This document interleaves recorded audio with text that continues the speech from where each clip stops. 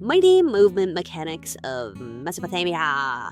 Today begins part 1 of the Serious Series Super Serious Skyrim mod list, starting with some of the best and most fundamental plugins available. To facilitate everything else, Outside recommends you begin with the mod True Directional Movement. This lets you move freely in all 360 degrees without changing the camera direction both in and out of combat, or either or, depending on your preference. It also gives you the best lock-on mechanism ever made for Skyrim.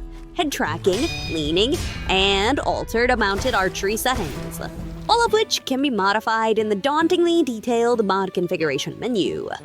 Shocker, that's what that does, eh? You know we've got to be detailed. The leaning and mounted archery settings weren't of much consequence to us, as Outside's animation setup doesn't very well facilitate their use. Nevertheless, they are available. Target lock and head tracking, on the other hand, are excellent for any Souls-like enthusiast. The predictive target tracking settings greatly improve close and mid-range combat for archers and people with throwable weapons, which I want so bad. If you know of any dagger or axe-throwing mods, please tell Outside so that he can add them to my profile. I would greatly appreciate it. You are so manipulative. The target lock also has custom HUD settings, wherein you can change the opacity, style, and several other features. The crosshair version, which is most popular, is the dot. Though there is also a glow version, which I like. TDM's head tracking isn't just immersive as frack, but incredibly useful for screen archers who want an easy way to create natural-looking shots while walking, running, dodging, etc., etc. Your character's head will now move in line with the direction of the camera. That simple. When it comes to combat, nothing holds quite as much luster as Modern Combat Overhaul or MCO ABXP. I don't really know what the other letters mean, but who cares? On its own, this plugin removes attack scaling and adds more diversity to normal attacks. Again, who really cares? People don't like MCO because of its core features. They like it because of the immense number of animation sets available for it. Movesets like Black's Elden Ring, Smooth's For Honor in Skyrim, and an assortment of individual animations that bring martial arts and weapon skills to Skyrim. That is without even mentioning the fact that it can be paired with Scar and the Animated Armory to provide NPCs with a plethora of new weapons and skills. I had absolutely no idea it did all that. I love you, but knowing things isn't your forte. Oh god. Shift the compliment to insult combo. It hurts so good. For those of you who use MCO, I highly suggest checking out the top 10 mods of 2024 video linked above. One of the top mods is the magic/melee weapon mod seen here, the animations for which can be used on any two-handed weapon. But MCO. Sorry, that's all I have to say about that, actually. Scatterbrain. Knick-Knack's Animated Armory is very similar to MCO in that it facilitates many additional mods without being immensely useful on its own. With this, you'll be able to download movesets for spears, rapier, which are a type of sword, chain whips, halberds, quarterstaff, claws, and katana. Each weapon is custom animated to some extent at base, but you'll probably want to collect your very own animations for each. Some anim plugins are applied to NPCs, giving them a much more diverse range of combat styles and weapons to employ. That, of course, makes for far more interesting battles, especially when precision, accurate melee combat is enabled, a mod which applies collision to weapons. As most battles take place inside dungeons, caves, and buildings, it will be important that you choose an appropriate weapon for your environment, so as to avoid striking the roof, walls, and ground. Doing so could be to thy detriment. Outside suggests using weapons with tight swing arcs. Katana, daggers, and war axes usually work.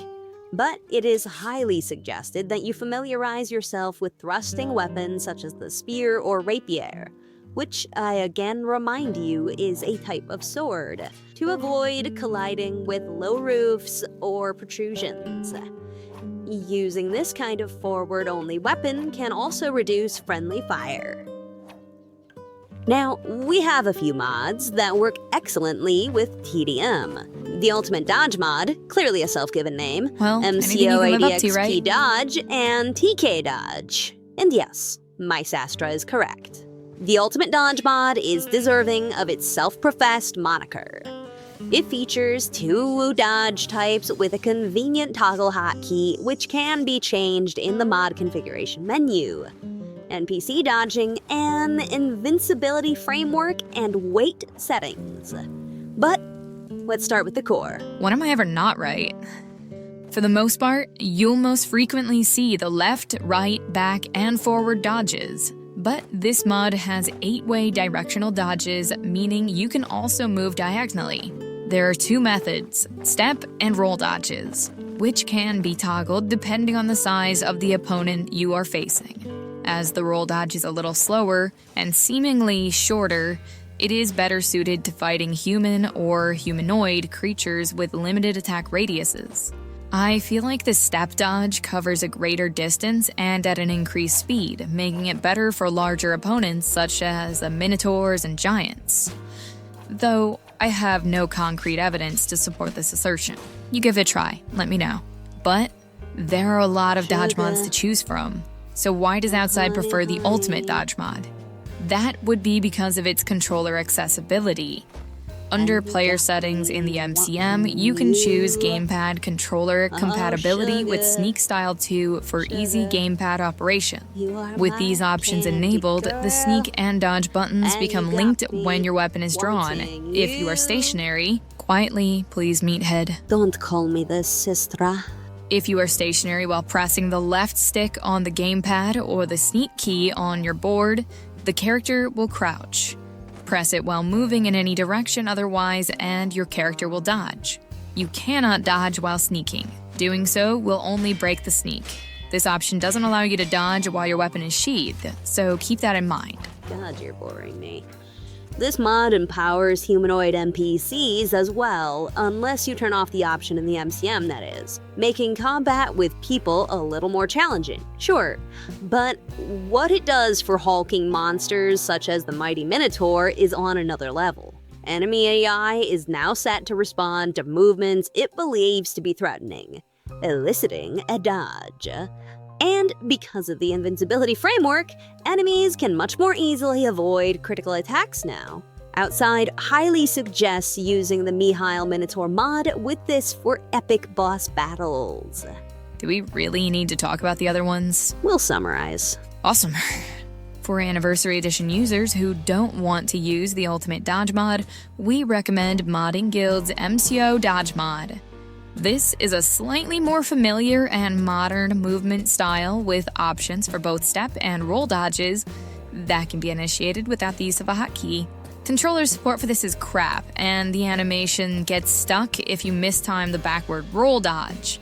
Because you press the dodge key once to step and twice to roll, you will likely run into this issue with greater frequency than you might like. The only way to break this locked-in-place pose is to jump, at which point another step dodge will be initiated, which is not convenient, by the way. Hal, otherwise known as the Russian Bear, loses his freaking mind whenever this happens because it is so difficult to distinguish the glitch from the regular ready pose. For those reasons, we are using the Ultimate Dodge mod. Be not of anger, should thee be of an affinitive mindset. Thou art entitled to thine own opinion. Alright, I was gonna say some stuff about TK Dodge. It's fine, it's just antiquated. If you're using the 1.5.97 game version, which is Skyrim Special Edition, it works fine. It doesn't have any special features, really. The only real reason to use it is because it is a dependency for Hogwarts Legacy. That said, You can use it with the ultimate dodge mod, so if you're just looking for a dodge mod, I would use either the ultimate dodge mod or ADXPs. Both are good, and they're not outdated. They all have issues, so, just pick one. Have fun. Pick a different one if you don't like that one. That is all we've got for today. If you enjoyed the mods, endorse them. And if you enjoyed the video, subscribe. Outside is letting us take over the mods while he works on his new channel, so we'll be here every Sunday. And I would love you guys, but nobody told Outside to give me a puppy. You guys are so cruel. And I'll see you in a minute.